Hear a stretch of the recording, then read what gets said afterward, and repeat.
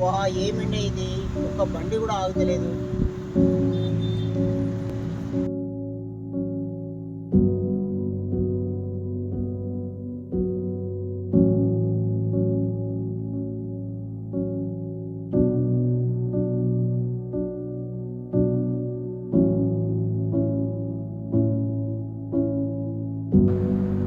ఎక్కడికి వెళ్ళాలి? కోటేయడానికి మా ఊరు వెళ్ళాలి సార్. ఏ ఊరు? మెదక్ సార్. సరే.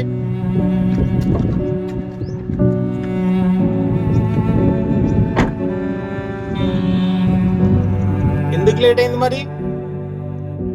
కొంచెం పని ఉండే సార్, అప్పటి నుంచి వచ్చి ఇక్కడ ఆగిన సార్.